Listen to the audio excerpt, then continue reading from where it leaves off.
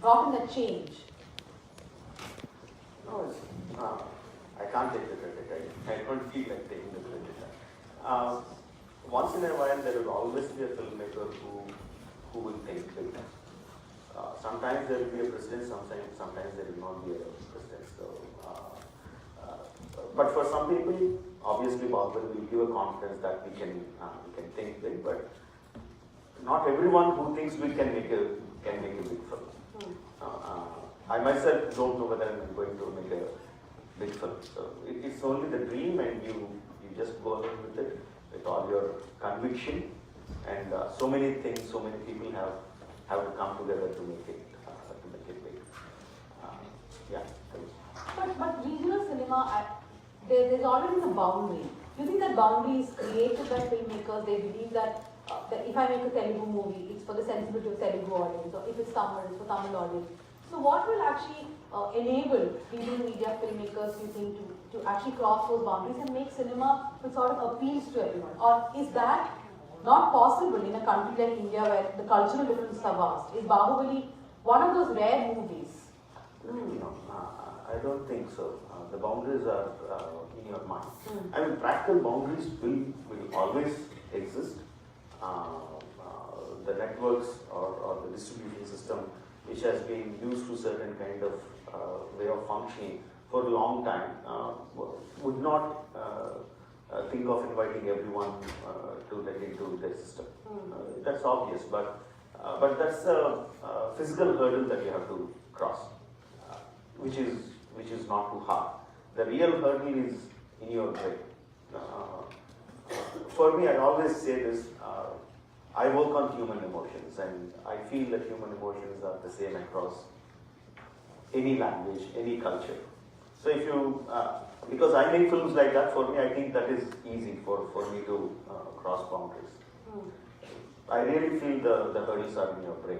It is not at all impossible. But what are the hurdles in your own brain, especially when Bahubali 1 became such a massive hit across India?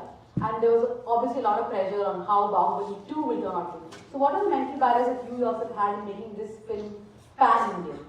See, for us, Bahubali 1, Bahubali 2 is not an afterthought. It's not like, okay, Bahubali 1, we had a hit level. Let's use this to make another film. It is one story, because it's a big story, because we can't fit a 5-hour film into one part, we divided it into 2 parts. So it's not an afterthought. So it is always we are making one big story. Now, if we have like that, then we should be making Bahubali 3, which is much more easier for us to make money. So are you going to make? No. No, see, why we made Bahubali is because we had an exciting story.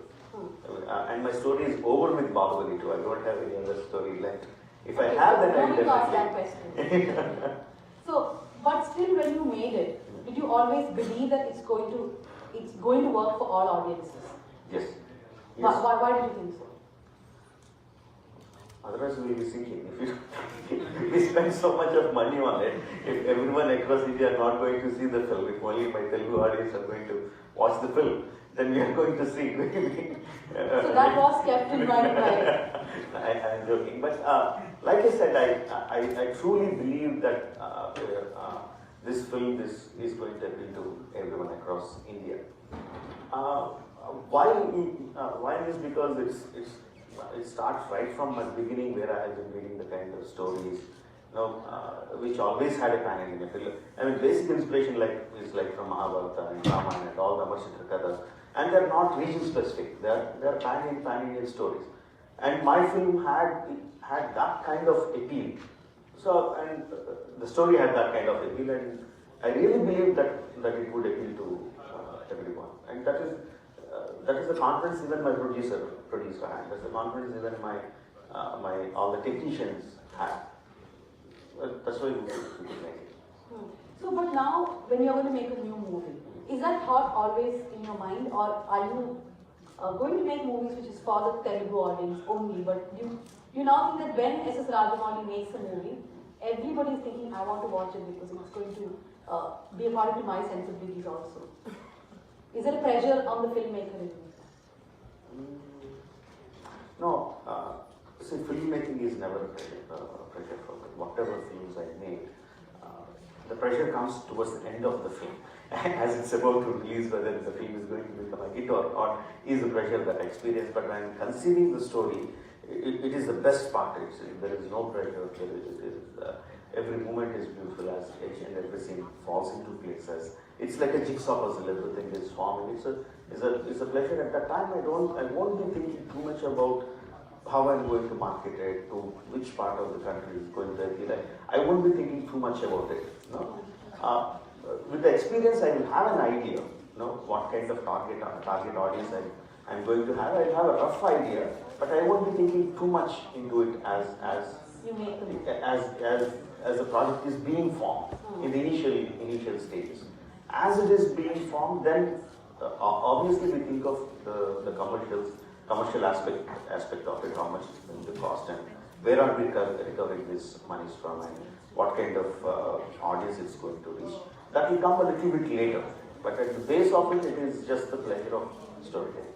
So your next movie, his next movie is called RRR, with two big superstars in Telugu. So is that also going to be a pan-Indian movie? How are you? It is a pan-Indian film because the nature of stories. It's again a fantasy movie. Don't ask me more questions on that. But it's going to be a pan-Indian film, yes. Is it going to be in that bigger scale as Bahubali or?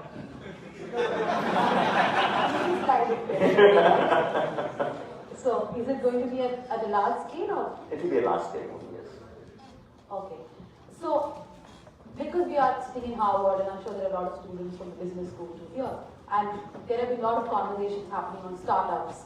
So as a movie maker, for the people who run their own companies or startups, what do you think is the lesson that they should take from the film industry? That are things not in your control or are things in your, is planning a huge part of it? Yes, planning is a very, very huge part of it. And there will be many things which will go out of control.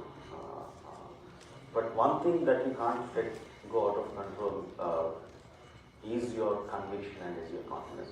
That is the one thing which you really have in your hand. And all other things come from the outside world. And if you have your conviction and your confidence and your core team working, believing in your conviction, then you will find a way to overcome that. Sometimes you will be falling flat on your face. But you've never had that experience? We had many experiences. Of your movies? Because I thought all of them were commercial hits. Commercial hit is after the release of the movie, but I'm talking during the making of the production. We faced many Can you tell us? Okay, one of the biggest thing is when we are making Bahubali Part 1. And it's a big hit, it's collected so many crores and all that, but at that time, it is a daring attempt. At that time, the biggest collection the Telugu film made was some 80 crores or something, and our budget at that point was 250 crores or something. And every rupee was important, and we were working on such tight scales and everything, and suddenly the federation called for a strike. The movie federation? The movie federation, yes, called for a strike, and the rule is that they have to give a 1 month heads up before they call a strike. They didn't, and we had so many artists, so many sets and everything lined up. Stopping our production at that point of time was next to impossible. So we started asking them that, according to the rule, you have to give us a 1 month notice. I said, no, this is what we are going to do. We are holding our talks with the producers, so you can't shoot it. So we said, okay, then do one thing. Basically, the strike is for rise in the hike. So we said, okay, from today, by the end of your talks, whatever the rise of hike is there, we're going to pay you that. Okay. Don't stop our production, because there's so much at stake. They said, no, you can't. And my producer got so angry. Yeah. And we all of us got so angry, and we said, we decided that we are going to shoot no matter what. The light boys didn't come, okay, fine. The production boys didn't come, fine. we found an alternative for each and every of the 24 crafts. Some fight master came from Los Angeles. So how many people are we talking about? We're talking about. See, our whole unit is at an average strength of 700, 800 people. Oh. But at that time, we brought in about maybe 100 people. From other industries? From, not industries, Oh. it's a pan-India strike. So, a pan-India strike in the sense it's a Telugu film industry strike, but they can't get people from. It's an all-India confederation, so no one will come work for us. So, we got non-film people working for us. For how many days did this go? There is some 16 days, 17 days schedule. It is more because, why should we stop? No, we shouldn't stop. And there was ban on my cinematographer, there was ban on me, they banned me from the industry because we are going against the federation. We said we are not going to stop the film, whatever happens. And we did it. We did it. And the big thing we learned was, surprising thing was, it was costing about 15 to 16 lakhs a day with the whole unit. And with this smaller unit, we were doing the same kind of work with 10 to 12 lakhs a day. We should have continued, but obviously we can't. But so I mean, today it seems not so big a thing, but at that point of time, which is like we are risking so much, all the effort that's being put in. We are going against a lot many people, but just that, it's our film and we shouldn't stop our film. The conviction from the core team made us through. But the fact that you are S.S. Rajamouli and you had actors like Ranada working from us, does it also become easier for you to actually say no to that strike? But a smaller movie maker perhaps may not have, I mean, is that how industries work? That you also have your clout which you can use? That doesn't work. That really doesn't work. Anyone who has made, I'm not saying I'm a big person, but if anyone who has made a little bit in any kind of industry will always know that your big clout, your big name, your connections will not work with any kind of union. You'll also know that. It doesn't work like that. In fact, the persons who get hit by these unions and strikes are mostly the bigger people. They don't target the smaller people. So since you talked about planning, this is how much planning went into creating the virality of why did Bahubali became Kattappa? I'm sure there was some thought into the virality.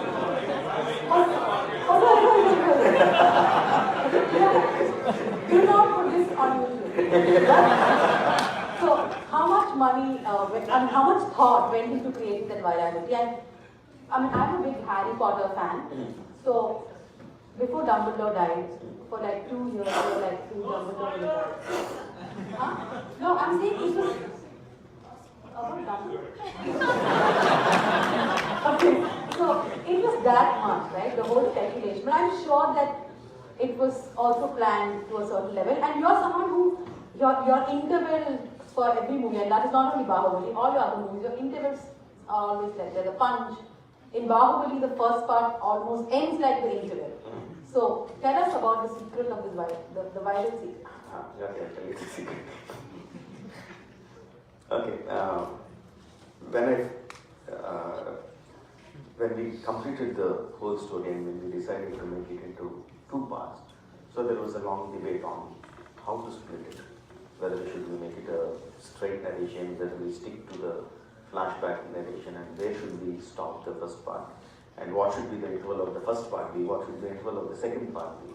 So a lot of discussion. So we decided, okay, let's make it a flashback narration and we will stop the first part at the end of the war.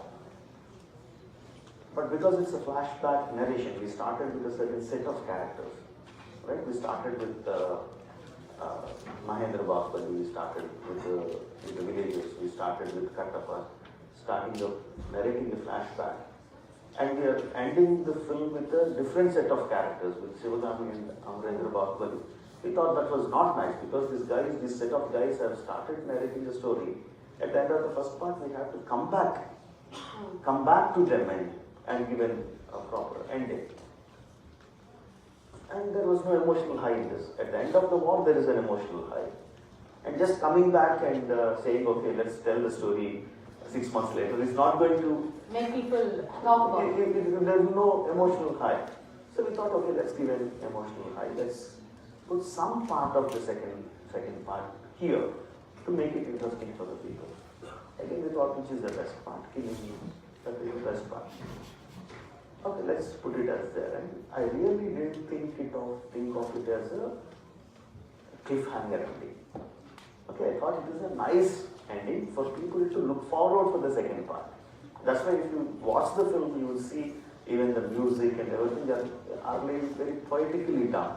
Even the killing of Bahubali is like a silhouette shot with fire burning in the background, with slow motion shot, with hair flying and everything.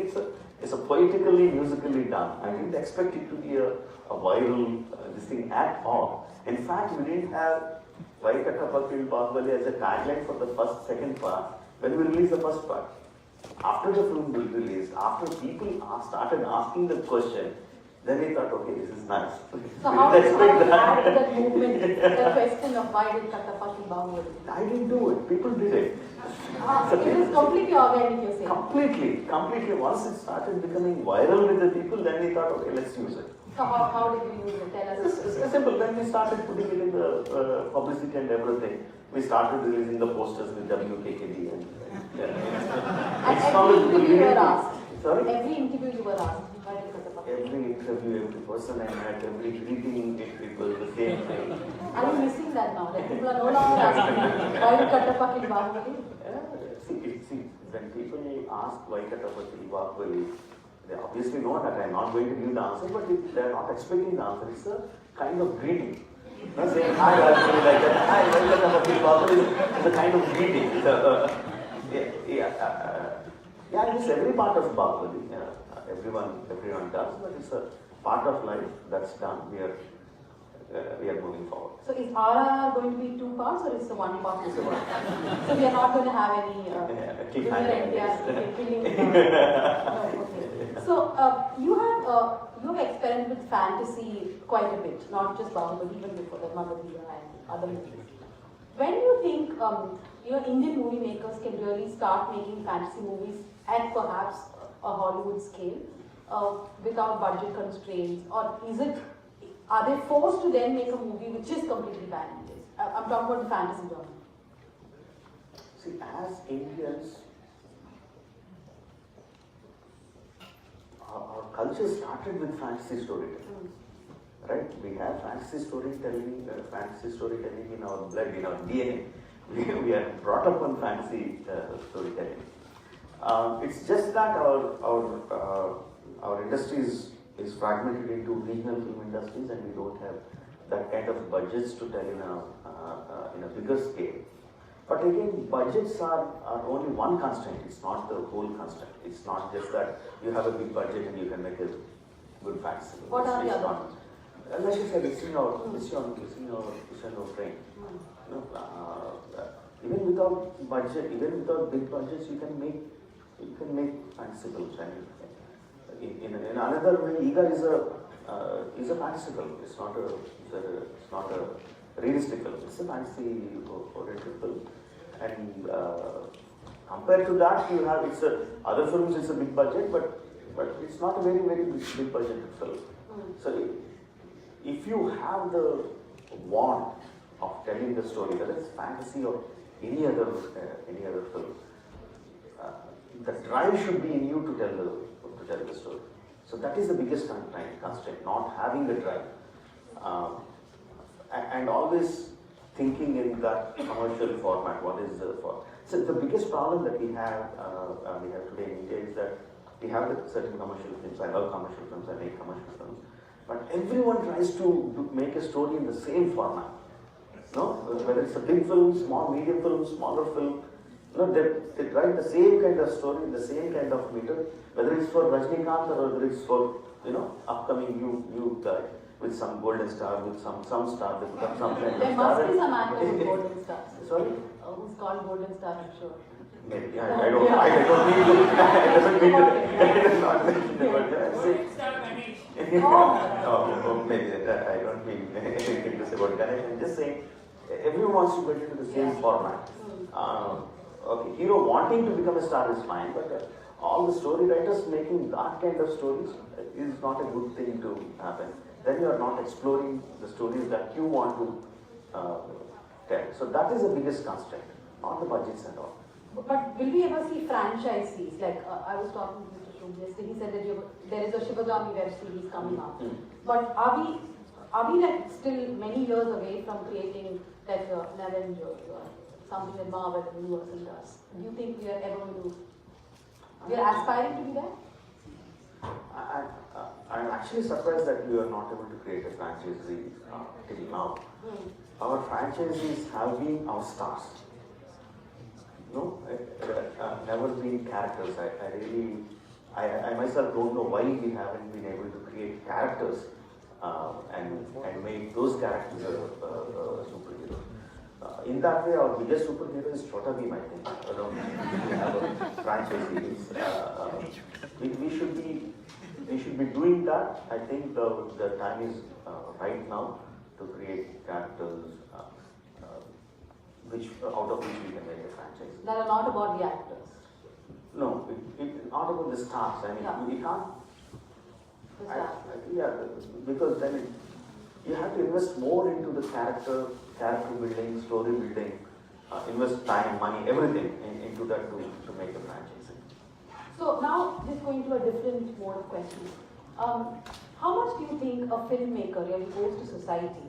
As in the movies, the stories that you tell. There is a lot of focus now on what cinema is speaking about, what is the social messaging of cinema. So how much do you think a movie maker owes to society as to you tell a story, the structure of a story should be in a way that it does not affect the social fabric?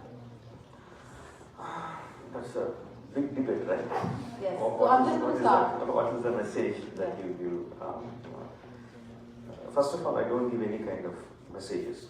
I never felt need to give messages to the people. And what kind of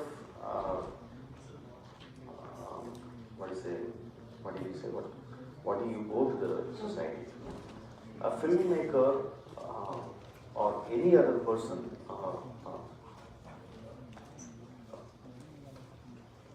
I don't know how to put it up.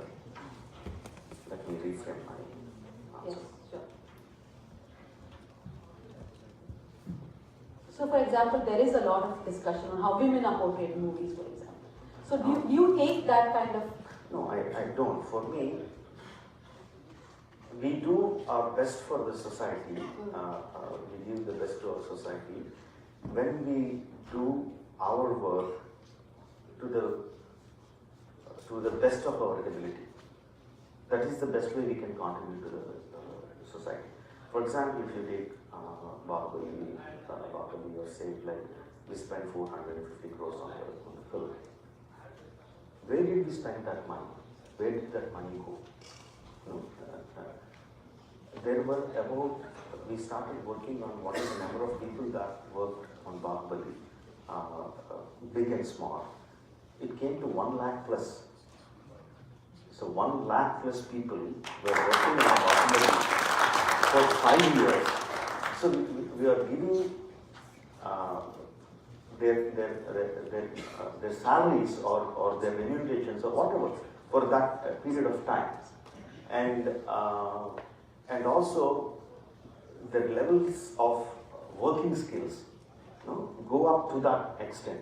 Today the VFX artist who worked on Bahubali is capable of working on any Marvel Universe work that has been assigned to him. The level of his skill set goes up to that level. I'm just saying as an example, whether it's a carpenter on the set of Bahubali, he is in the level of an art assistant or to a much bigger level. He can do much better work than what he did for before 5 years. That too after getting paid for what he was working. So this is the way that we contribute. When we make a good film, when you make a big film or whatever film that you make, you're giving so much of I don't know how to put it. Whatever my answer. Back to society. Back to society. That's no, and your answer. I'm just coming to that. What as a filmmaker that you go to the society or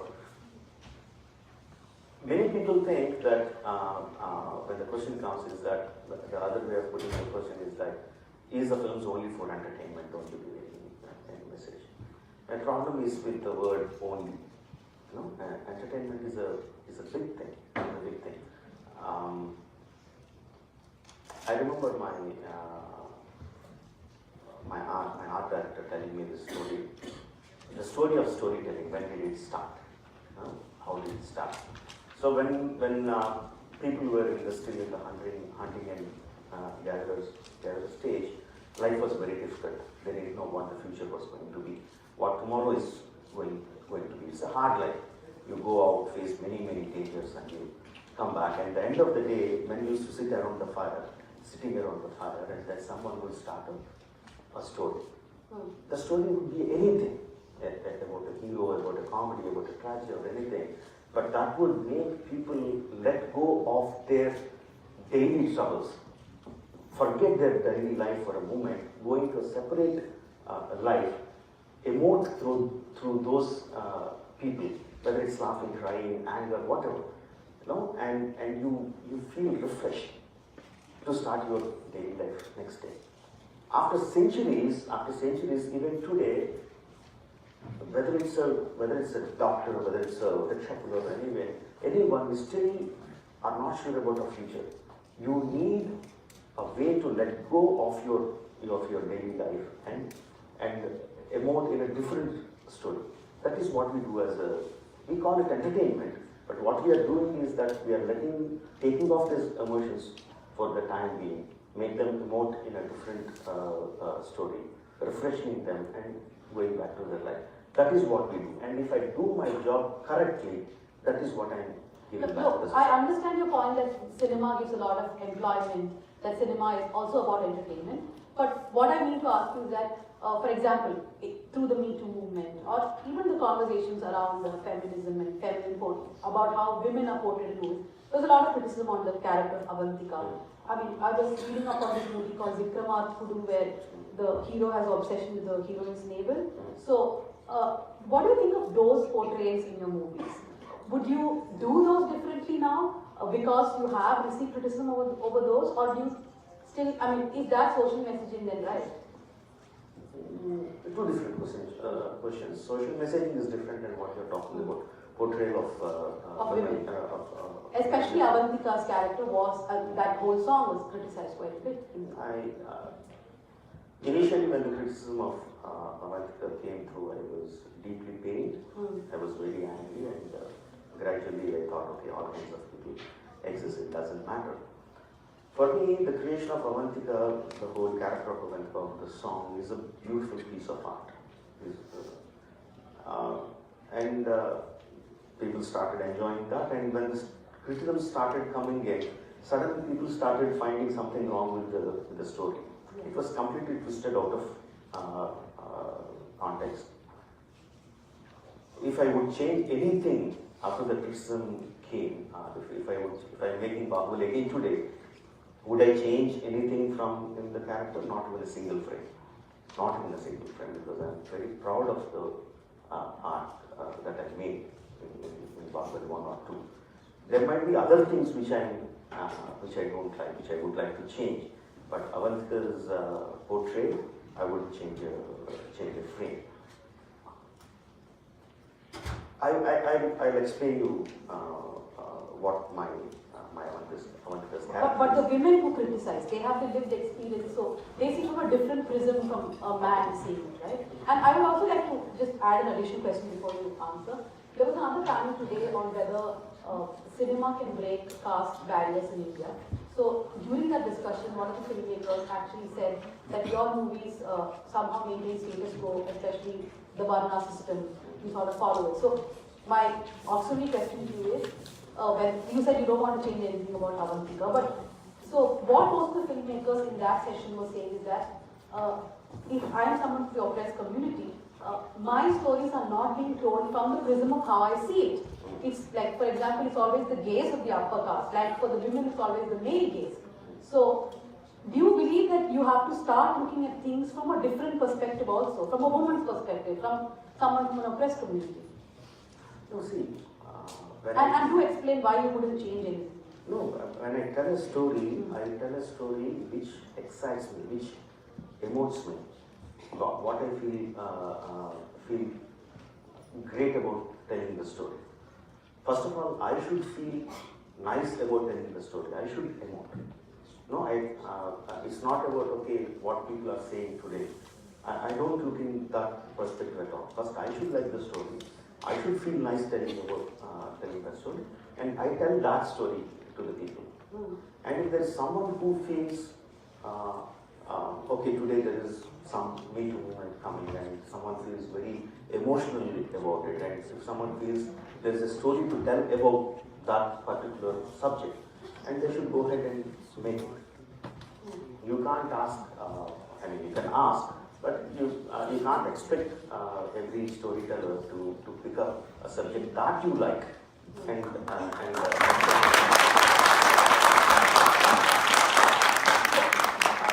Yeah, so I have one question and I'll come to the audience. Yeah, yes, I'm coming. So if you had no budget constraints, if nobody has putting any pressure on you that it has to become a hit, and you don't have to work with stars, what is a movie that you would want to do? Yeah, Ramayana and Mahabharata, no doubt about it. Okay, so only those who come to the mic, do not camouflage comments as questions. I will cut you off if you do that. So ask your question. 10 minutes.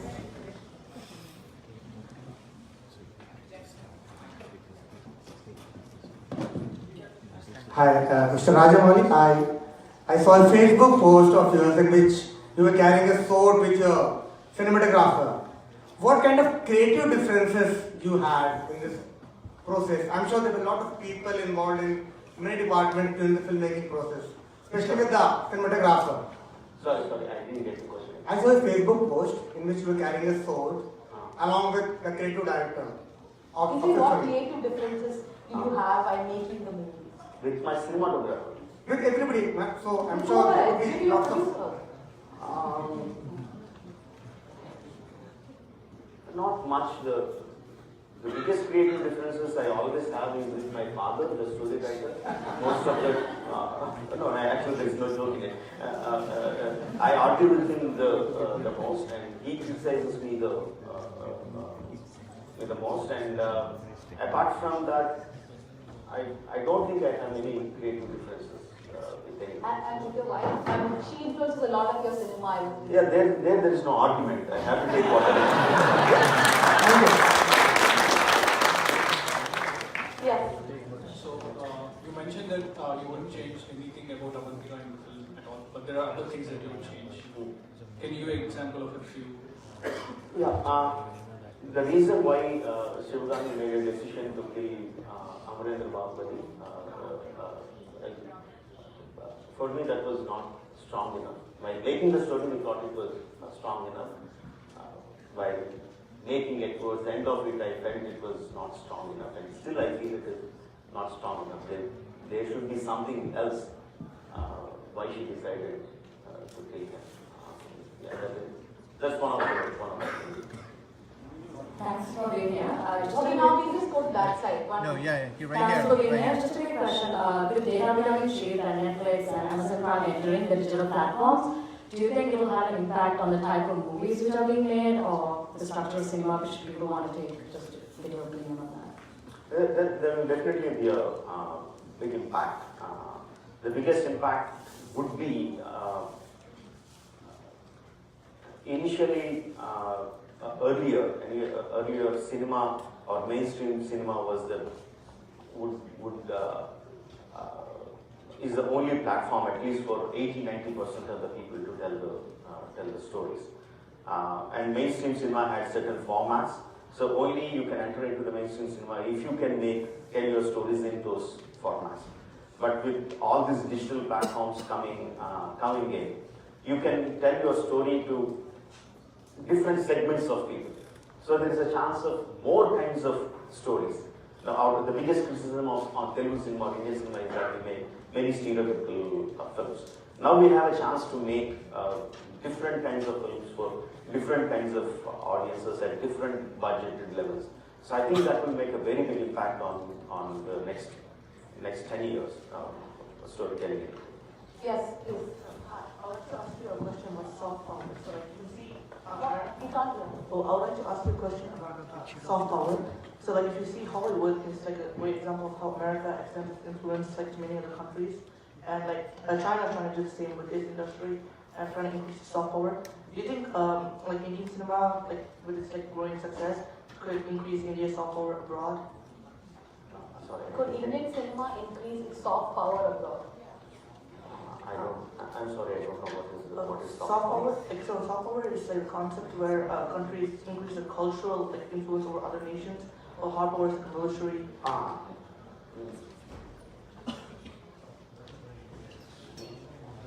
Frankly, I don't know the answer. If that helps us reduce the influence of the West on us, that will be a great.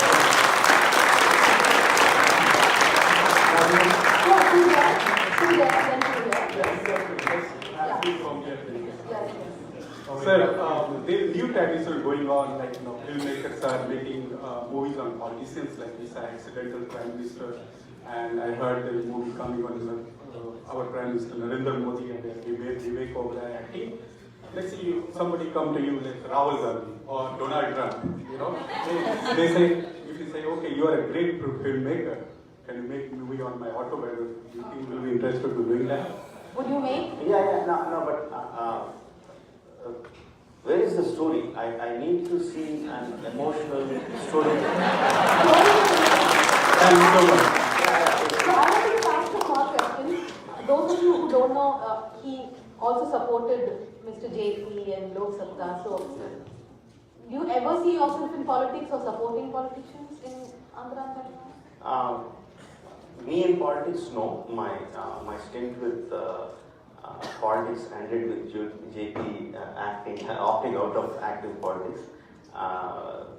The only politician whom I really admired, whom I really liked is Dr. JP.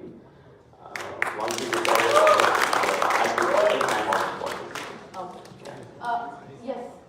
Okay. My name is Uday. The question to you is, now that you're super successful, you're a star yourself, you probably will draw the numbers just like an acting star, and people are looking up to you, like other industries, KGF, etc. Are you thinking about creating channels or avenues for newer actors or newer technical crew members, either to work with you or to probably have a studio like Dharma Productions or YRF or Aditya Roy Kapoor's company? Have you been thinking on those lines, because now you have that? Create more opportunities. Actually, it's not about being a star or whether not about having a name for yourself.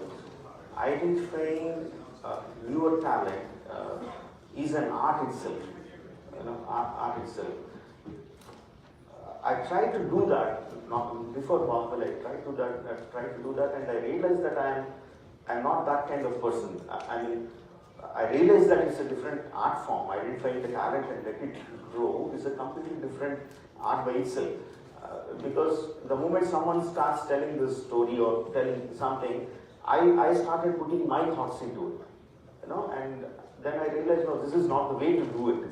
So you're comfortable with established stars? Not the stars. I'm talking more about the storytellers, not the stars. But he's saying about creating opportunities for new stars, new Stars? directors. Oh, you're talking only about stars. No, For new everyone, actors, for everyone, directors, actors everyone. included, technical crew and all of that, and even if they're not working directly with you, probably have studios, like Karan Johar's studio, Yeah. he doesn't work directly with them.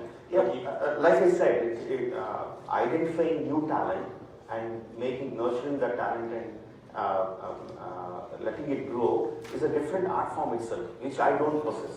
But if I find someone, I'm keen to do it. I'm keen to do it. If someone like Shobu is willing to do it, I definitely partner with him to. There's a business idea which will help people. Yes. Yes, I have a question. Oh, hi.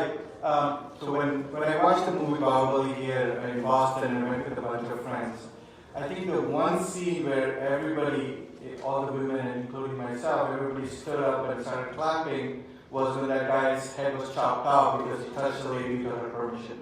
So look to me that in your storytelling, even though you said you don't look for social messages, there's always women empowerment or there's other things embedded in them. So my question is, what are the top 3 things you look for in a story to be successful? Story to be successful is. Or do you want to direct? Yeah, that's it. There are no 3 things. There is only one thing, which I've been saying again and again, that I should feel emotional about that particular story. I should be able to visualize as the story is being told or as the story is being formed. I should be able to visualize that in my head, and that visual should stay with me for a considerably long time. Then the story will be dictating me, as if the story is a person and dictating me to tell, to bring that onto the screen. So that's the only criteria. I mean, the story needs to be good, but what elements are the 3 Okay, things in the I'm story? sorry. No, I mean, There's only one one more thing, like I question and said, then. that's the only thing. It should be moving. Yeah, last question. Rajamouli garu namaste, na Australia. So I have a question. How many languages we have released Bahubali so far? And do No, you I think you have can Google that. do you have any Can we plans? shoot a question, like a real question? Do you have any plans of releasing in more languages? And how No, much? no. And a follow-up question. And is your Mahabharat project still on? Yes, Mahabharata, I haven't started it yet, but I have started it in my mind and it is always on. The next Oh, one okay, is very going good. to play the different characters. I have a question. Yes, this is last question. Yes, I wanted to go back to the earlier questions about blatantly politically motivated movies that are coming up in the can you hear me? Yeah, I can hear you. Yeah, blatantly politically motivated movies coming out in Indian cinema right now. I just wanted to get a like open-minded opinion of yours on So, the yeah. of it and what is So it? even in Telugu we have seen movies coming, right? There's one of YSR which came, there was one on NTR. So he's talking about political biographies which are actually hagiographies like the Bahubali movie was. So what is your take on the political movies that are coming? For me, the film is a film, whether it's a... Have you watched any of these? Yeah, I watched a few. For me, a film is a film, whether it's a biography, whether it's a historical, whether it's completely fictitious, it doesn't matter. Now, once you sit in the theater, whether it's exciting you as a viewer or not, that's the only... But what about misrepresentation? Or telling a story in a way which it shouldn't See, be? first of all, the moment it comes to a film, it is not true to the story. It can't be. You can't tell a story taking that. That is a documentary. Yes. You can make a fantastic documentary and say it's a documentary. It's not a feature film. That is different. Once you make it a feature film, then obviously you are not going with things that actually happen. Yeah. Okay, so when you're going to see a biography, it's a movie, it's not a documentary, it's not a religious. Okay, no. No. Yes. Thank you so much.